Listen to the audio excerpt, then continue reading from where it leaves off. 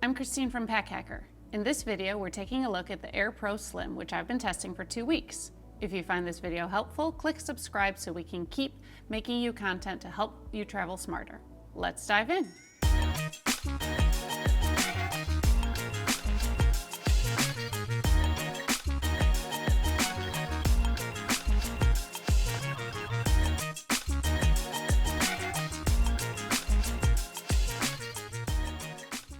This Pro collection is a group of sustainable bags produced by Aer, and so with sustainable comes recycled fabrics.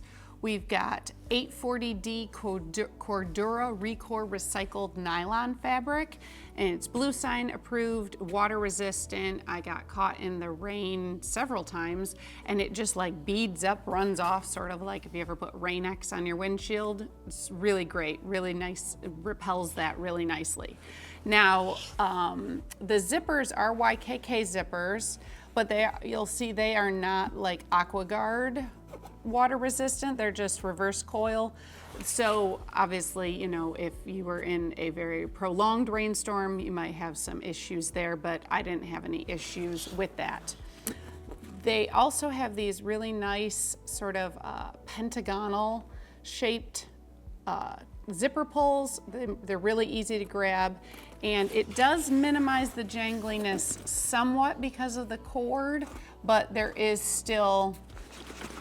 there's a little bit of jangliness going on, but not quite the amount that we have seen in the past. Now, this is the olive colorway, and it also comes in navy and black. The branding is like color on color. It's this cool, like rubbery sort of logo. I like it. And then you've got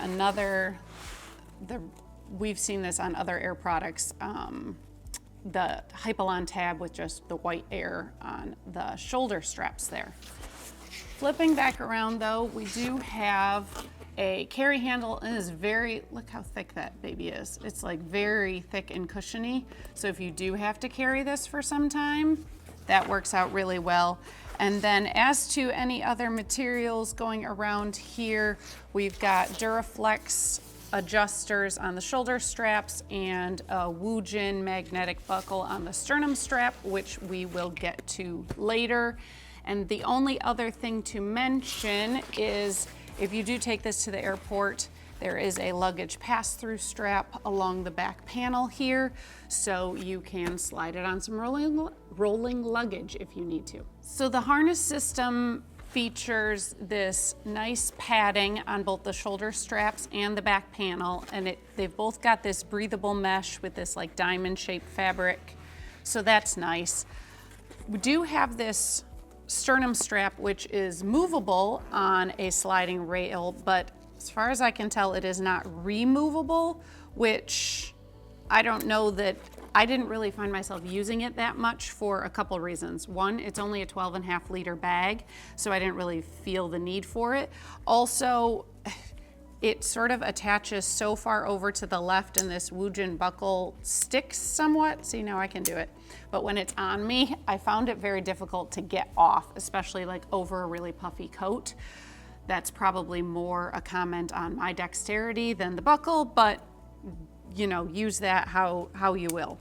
Other than that though, it's a pretty, you know, nice harness system, especially for such a small bag. So while this is called the Aer Pro Slim, the shoulder straps, as you can see, align like just along that center channel of the back panel. And so it gives this bag a very narrow fit. So if you have broader shoulders, it sort of pulls upward. You might take a little bit of finagling to find the right fit for you, especially after a long period of time. But this isn't necessarily something, you know, maybe you're going to be wearing for hours on end. Hard to say.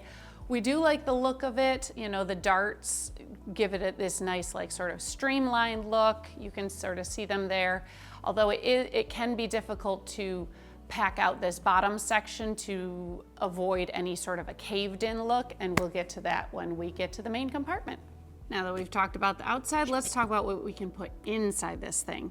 Before we unzip anything, you'll see on the one side we have a bottle pocket, has this nice, very stiff elastic with a fabric gusset, so it definitely holds your bottle tightly. That being said, you know, it can be a little tricky to wedge a bottle in there, and you're really only getting a standard bottle in this bag. But depending on what you have inside, you just sort of have to like shove what's inside over to the side to get your bottle. But then, you know, you don't have to worry about losing your favorite bottle, which is nice. Then this first zipper opens the front compartment. We've got a recycled nylon liner, and it's light gray, so you can see everything you've got stashed in here, which is really nice. Along the back panel, we've got this large zippered pocket with a key leash, and I find it a good place to like store my wallet.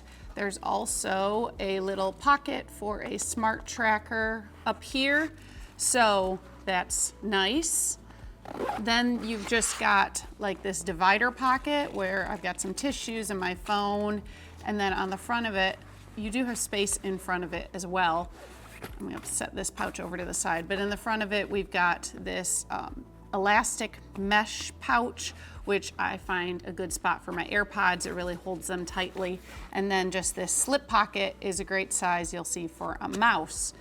There's also a pen slot, although my pen does tend to sort of work its way out of there. I'm not quite sure why. It's, I guess, on the shallower side for a pen, but it's there. You could stick maybe a narrow dongle there, probably not, but you know, anything really narrow you could stick in there and have it be good. This only opens with a one-sided zipper, but that's not really an issue depending on what you're trying to put inside.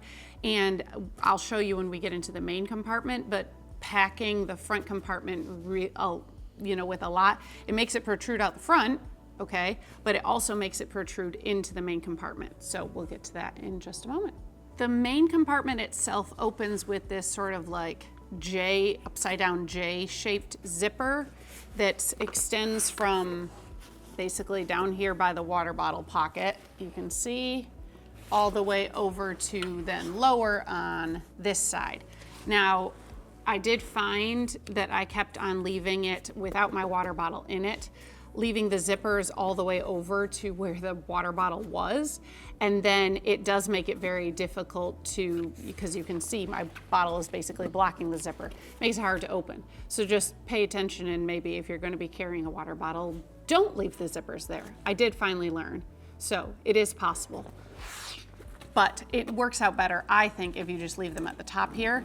And then, so this, the longer side does allow you to see into the bag more when you open it, but you still can't see completely down to the bottom. You see we've got these little, the darts here that I mentioned earlier, and that's about as far as you can see into the main compartment, which is mostly fine for a bag of this size, but I did find myself like losing things at the bottom and or not being able to wedge things down into the bottom, because you can see the front compartment. This is now, all this is like blocking what's underneath.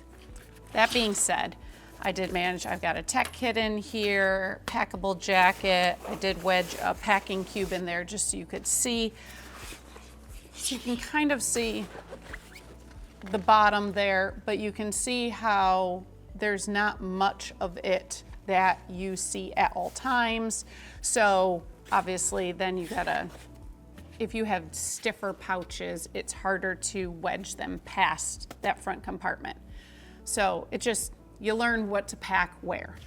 Now, what is great is we've got this really nicely soft fabric back here along the laptop compartment. So nothing's getting scratched back there. Obviously it's just as well padded as the back panel because it is the back panel. And then in the front here, this also provides some nice padding. You can fit up to a 16-inch device here quite easily.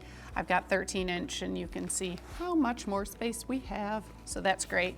And then there's this sort of looser pocket in front, I guess I would just put, you know, maybe like wall chargers, things you don't want to, that you need access to pretty easily and that are maybe bulky, but you don't want to slip to the bottom. That being said, like you put, I'm just gonna use the tech pouch just to sort of show you, but you put stuff in there and then it really becomes like you're not getting to that bottom section at all. And so that was sort of semi, like drove me bonkers. So I ended up just not really using the pocket that much, mostly because I have a lot of pouches, so I don't have just like loose gear. If you have loose gear or you're going on a trip and you're packing it with snacks and, you know, your Nintendo Switch and whatever, I can see where it would probably come in more handy than when you're using it for an everyday driver and you're trying to switch between bags. Then you end up, you know, with more like pouches and stuff like that, where it doesn't necessarily require you to use all the different organization.